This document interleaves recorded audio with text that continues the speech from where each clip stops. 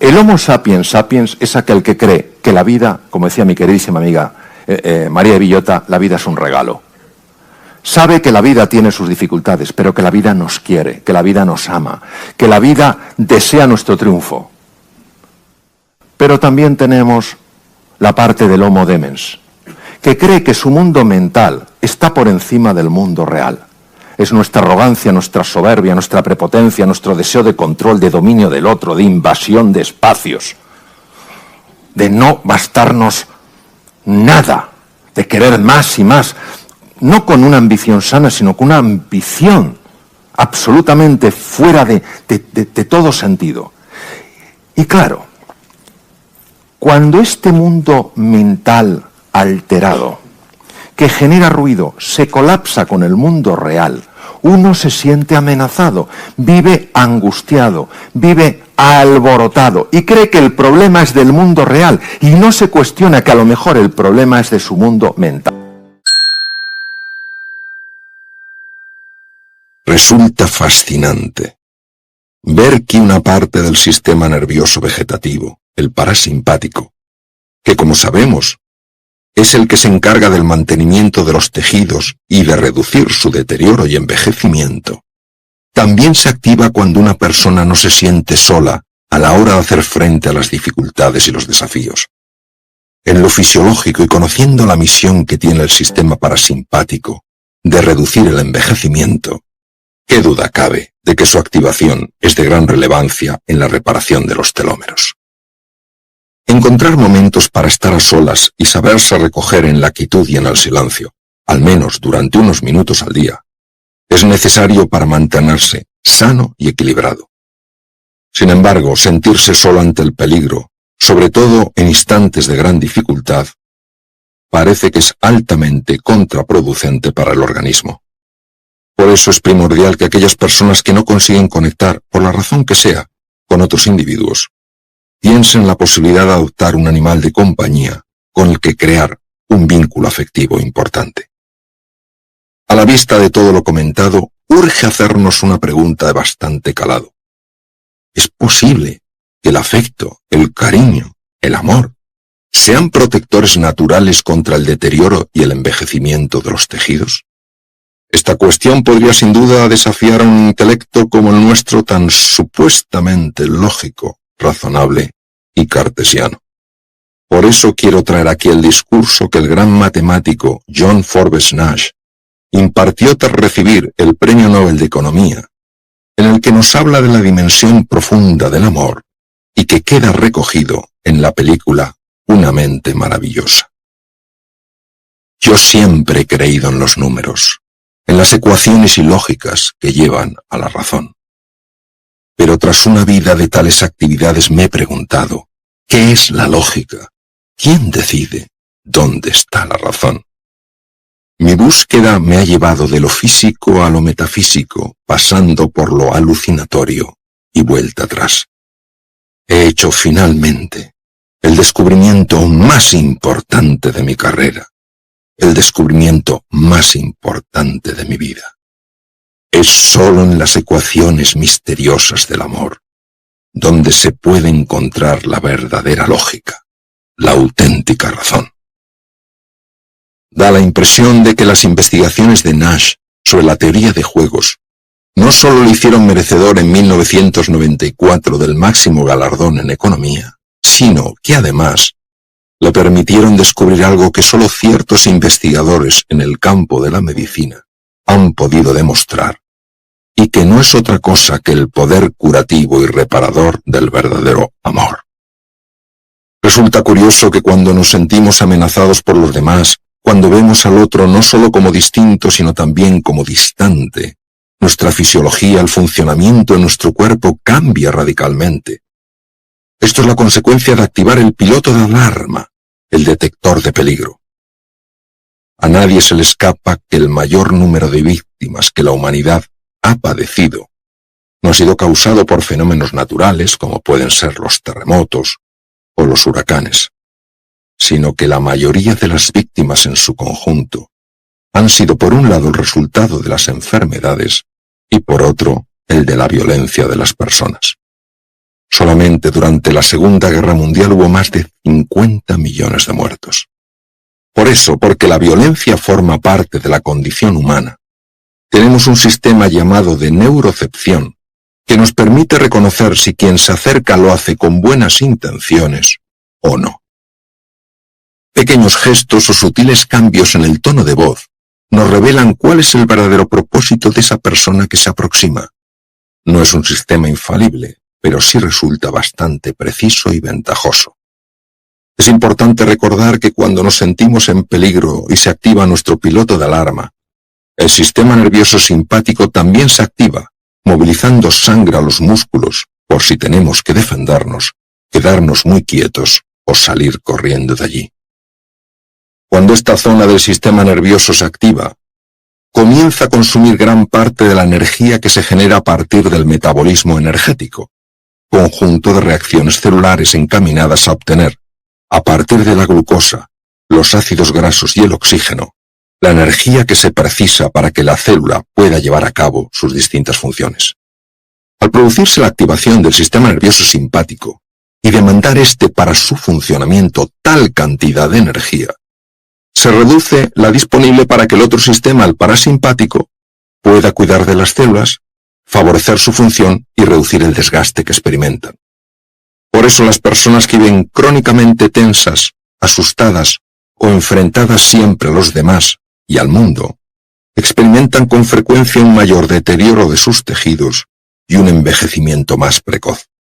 Esto quiere decir que muchas enfermedades están desencadenadas parcial o totalmente por esta sensación de sentirse siempre en peligro. La propia impresión de verse amenazado puede además aumentar la producción de las citoquinas inflamatorias, sustancias muy dañinas para gran número de células del organismo. En un experimento llevado a cabo por la Universidad de Heidelberg en Alemania, se entrevistó a un joven médico que optaba a una plaza en un hospital adscrito a dicha universidad. Sin que aquel médico lo supiera, estaba formando parte de una investigación.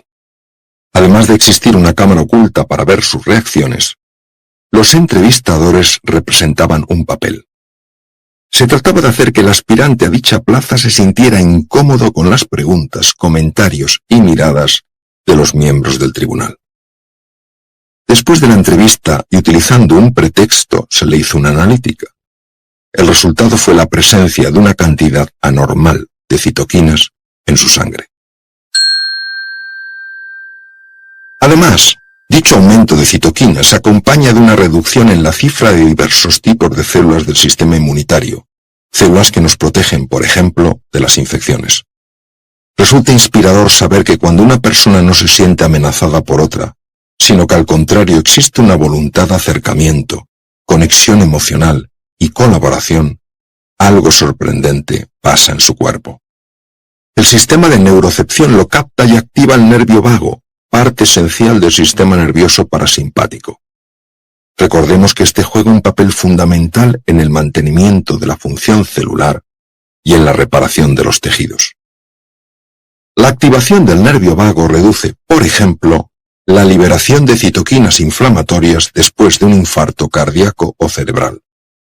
Las citoquinas aumentan el daño producido por la falta de llegada de sangre al tejido cardíaco o cerebral.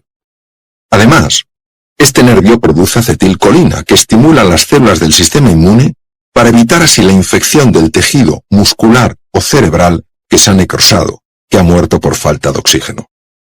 Por eso es fundamental que una persona que sufre un infarto cardíaco o un ictus cerebral se sienta acompañada y querida.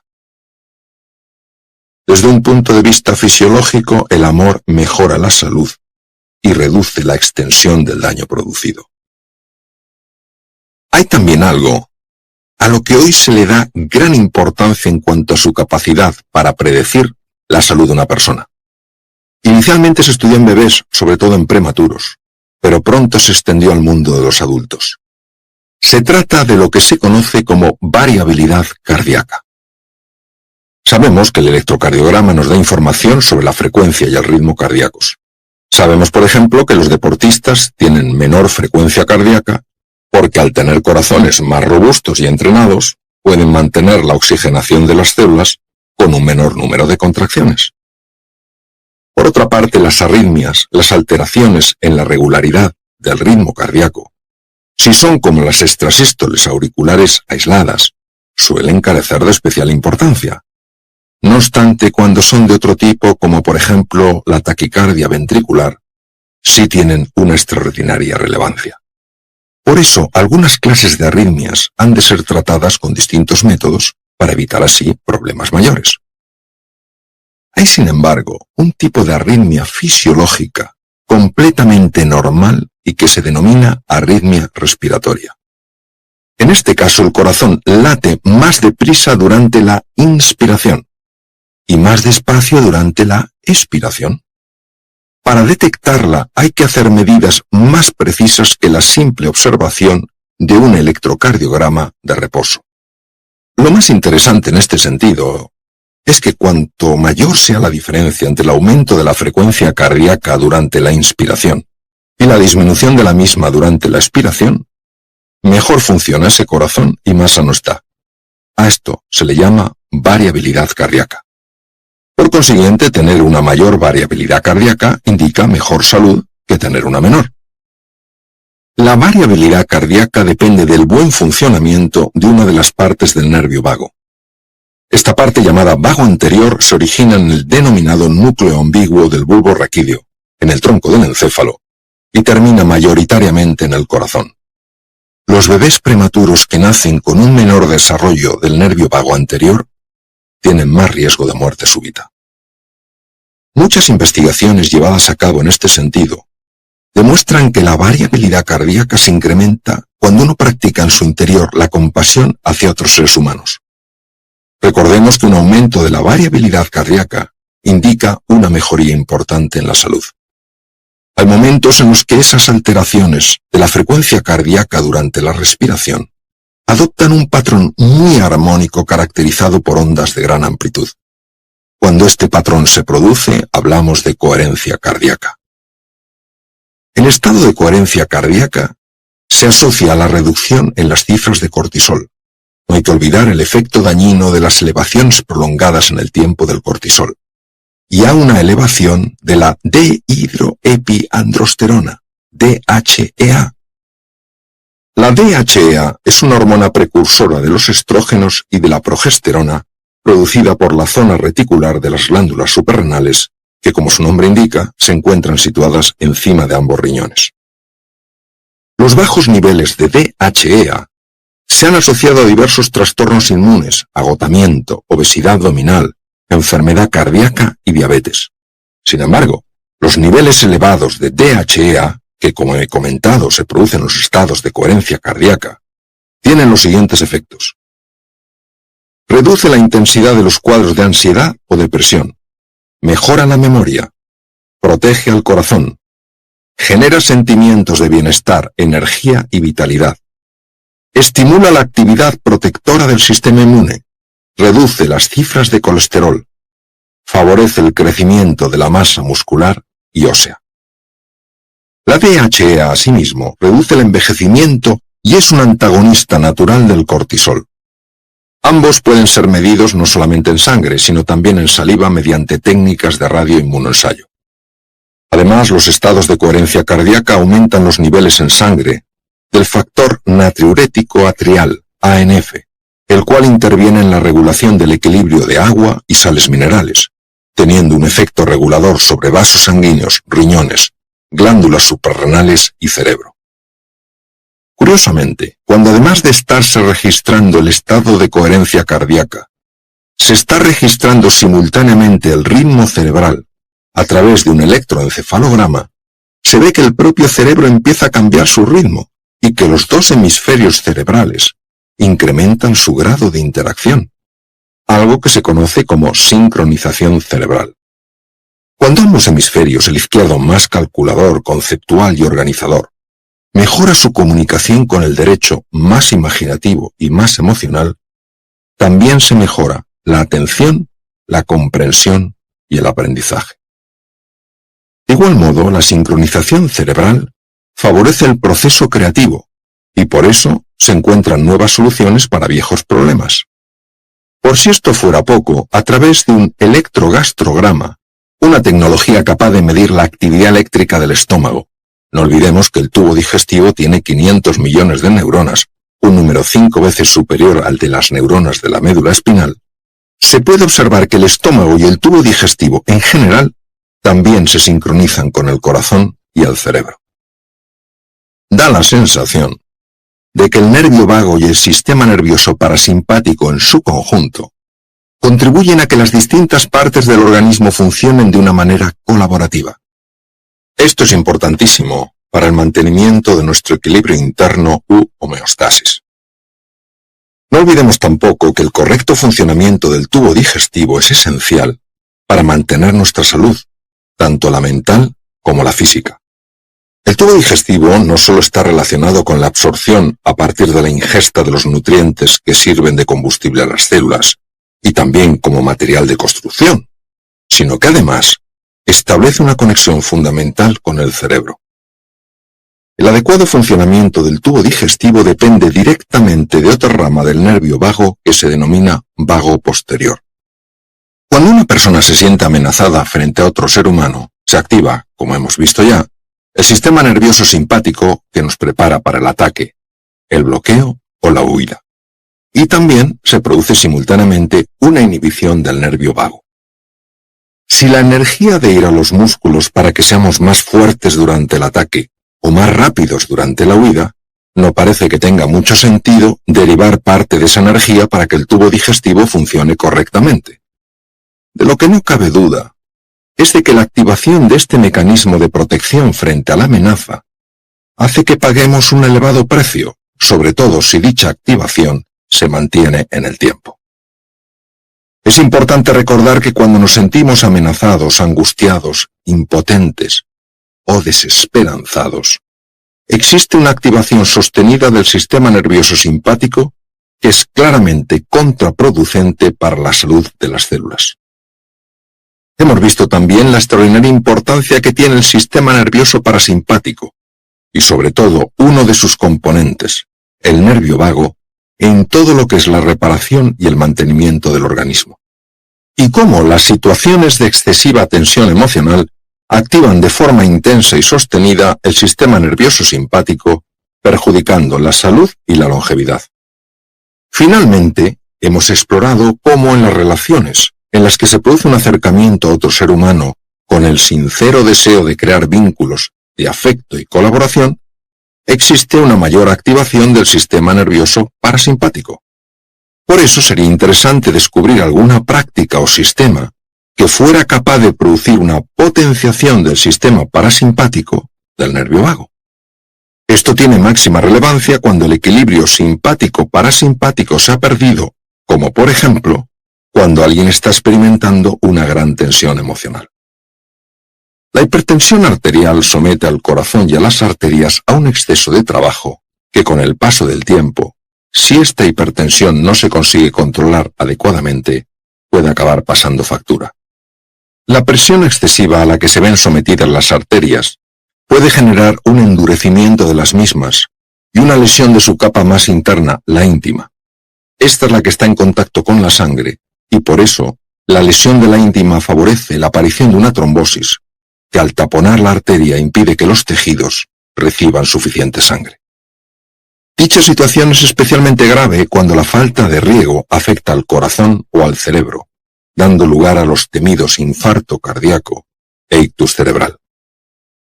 Si las personas que saben que tienen hipertensión se cuidan y siguen el tratamiento médico adecuado, pueden sin duda evitar los problemas anteriormente citados y disfrutar de una vida larga y plena. El peligro lo tienen aquellas que o no saben que la sufren o tienen una que resulta muy difícil de controlar a pesar de reducir el consumo de sal, mantener una nutrición adecuada, practicar con regularidad ejercicio físico y seguir la medicación apropiada. Una campaña informativa que favorezca la revisión periódica de la tensión arterial puede detectar las hipertensiones silentes. Sin embargo, ¿cómo tratar esas otras mucho más resistentes al tratamiento médico? Entre los científicos que más han ayudado al estudio de la hipertensión, desde un punto de vista totalmente nuevo, destaca el doctor Herbert Benson. En los años 70, Herbert Benson, un cardiólogo que a la sazón trabajaba como profesor asociado en el Hospital Deaconess, uno de los principales centros adscritos a la Universidad de Harvard en Boston, se enfrentaba a un problema aparentemente insoluble: el de abordar el tratamiento de la hipertensión arterial de una forma radicalmente diferente al establecido por la medicina tradicional. Estaban así las cosas, cuando, por una de esas sorprendentes casualidades o tal vez sincronicidades que hay en la vida, cayó en manos de Benson una obra muy especial. Se trataba aparentemente de un simple libro de viajes, aunque para la mirada astuta de aquel cardiólogo no pasó desapercibida la relevancia médica de algo que se describía en él. El libro era el relato de un viaje que una valiente mujer norteamericana de ascendencia oriental había hecho a los Himalayas y específicamente al Tíbet. En la época en la que aquella aventura tuvo lugar, la comunidad budista tibetana vivía todavía en su país de origen, el Tíbet. Años después, los monjes budistas, liderados por el actual Dalai Lama, tuvieron que buscar refugio en el norte de la India ante la invasión del Tíbet por China, la quema de cientos de monasterios y el encarcelamiento de muchos monjes y monjas budistas. La autora de aquel libro describía en uno de los capítulos el haber visto con sus propios ojos cómo aquellos monjes hacían una práctica de meditación que tenía unos efectos asombrosos. Envueltos en sábanas empapadas en agua, cuya temperatura estaba cercana al punto de congelación, conseguían secarlas con el calor que emitían sus torsos desnudos. Los médicos sabemos que es imposible que un cuerpo humano alcance la temperatura necesaria para poder secar sábanas envueltas en agua prácticamente helada. Sorprendentemente, Benson, lejos de pensar que aquella escritora se inventaba algo fantástico, sí dio credibilidad a su descripción. Él se planteó algo que pocos médicos habrían hecho. Tal vez aquellos monjes no elevaban la temperatura del interior de su cuerpo, lo cual desde luego es incompatible con la vida, ya que a determinadas temperaturas los procesos celulares se paralizan, sino que eran capaces de elevar tan solo la temperatura de la piel, de tal manera que la transformaran en una especie de radiador viviente. Fue entonces cuando, intuyendo que podía estar ante un avance asombroso en el campo de la medicina mente-cuerpo, el doctor Benson tomó la resolución de viajar al norte de la India para poder hacer allí registros científicos de los monjes haciendo meditación. Benson necesitó de varias conversaciones con el Dalai Lama, conversaciones que se alargaron a lo largo de todo un año para que la máxima autoridad del budismo tibetano le permitiera hacer dichos registros. Finalmente lo autorizó, si bien cada monje debía además dar individualmente su consentimiento. Con una beca del Instituto de Salud norteamericano, Benson y un equipo de científicos viajaron hasta la India, donde vive actualmente la comunidad budista tibetana a 7.000 pies de altura. Había tres cosas que el doctor Benson sabía antes de realizar el viaje. La primera era que la medicina tradicional no ofrecía por entonces ninguna alternativa. La segunda era que la activación del sistema nervioso simpático, la cual tenía lugar cuando las personas hipertensas experimentaban una situación de estrés importante, producía un incremento aún mayor de su tensión arterial. Qué difícil era que estos enfermos, lo mismo que cualquier otro ser humano y ante situaciones que producen enfado, preocupación o ansiedad, no activaran automáticamente su sistema nervioso simpático. La tercera cosa que Benson sabía, al igual que muchos otros médicos, era que la activación del sistema nervioso parasimpático podía por sí sola reducir la presión arterial, protegiendo así tanto a las arterias como al corazón. Esto se había descubierto gracias a múltiples estudios con animales de experimentación y fundamentalmente en gatos y ratas. De hecho, el doctor Walter Rudolf Hess obtuvo en 1949 el Premio Nobel de Fisiología por sus hallazgos en la organización funcional del diencéfalo y por la manera en la que éste coordinaba las funciones de los órganos internos. El médico suizo hizo un mapa altamente preciso de esa región central y profunda del cerebro llamada diencéfalo. Dentro de este, y en una parte muy pequeña y oculta del mismo llamada hipotálamo, este oftalmólogo, convertido posteriormente en investigador, localizó uno de los núcleos más importantes del sistema nervioso parasimpático, bautizado con el nombre de núcleo trofotrópico del hipotálamo, que significa núcleo ahorrador de energía y que corresponde al núcleo anterior del hipotálamo. Lamentablemente, la localización del núcleo principal del sistema parasimpático en el hipotálamo no parecía añadir ningún valor a la búsqueda de Benson de cómo ayudar a sus pacientes hipertensos a regular mejor su hipertensión arterial. La posibilidad de que una persona hipertensa o no pudiera activar el núcleo del diencéfalo de forma voluntaria se consideraba por entonces completamente imposible. Después de leer el relato en el libro de viajes, Herbert Benson sabía que el responsable del aumento de temperatura de la piel tenía que ser el centro trofotrópico del hipotálamo descrito años antes por Hess, ya que la activación intensa del sistema nervioso parasimpático produce un incremento de la temperatura de la piel. Sin embargo, la medicina tradicional consideraba imposible acceder conscientemente a dicho centro en las profundidades del cerebro. ¿Sería posible que aquellos monjes tibetanos hubieran encontrado un camino para activar tal núcleo? Si esto fuera así, quizá ese mismo procedimiento que usaban para secar las sábanas podría ser aplicado por sus pacientes hipertensos para controlar su hipertensión. Gracias a su investigación, Herbert Benson supo que los monjes habían descubierto un camino para activar el centro trofotrópico del hipotálamo. Ahora de lo que se trataba era de medir los efectos más precisos en el cuerpo y de descubrir cómo traer esa forma de meditación a Occidente y enseñarla a los enfermos hipertensos. Los efectos probados después de múltiples estudios fueron una bajada del metabolismo y del consumo de oxígeno cercano al 70%, el mayor que hasta la fecha se había registrado. Además, se observó que se producía una regularización de la tensión arterial y un aumento del óxido nítrico, una molécula que favorece el riego sanguíneo y la salud de los tejidos. Los resultados, junto con el aumento de la temperatura corporal, señalaban claramente que la meditación era capaz de producir la activación del sistema nervioso parasimpático. Esto era precisamente lo que Benson llevaba tanto tiempo buscando. Con el deseo de simplificar la técnica, desarrolló lo que él denominó respuesta de relajación, y que le dio una extraordinaria popularidad en los Estados Unidos, convirtiéndose en poco tiempo no solo en algo que se enseñaba a los enfermos en diferentes hospitales del país, sino que empezó también a incorporarse al currículum de muchas facultades de medicina de los Estados Unidos. La técnica era desconcertantemente sencilla. De lo que se trataba era de no dejarse envolver por pensamientos perturbadores, que lo único que hacían era generar enfado, miedo, preocupación y ansiedad.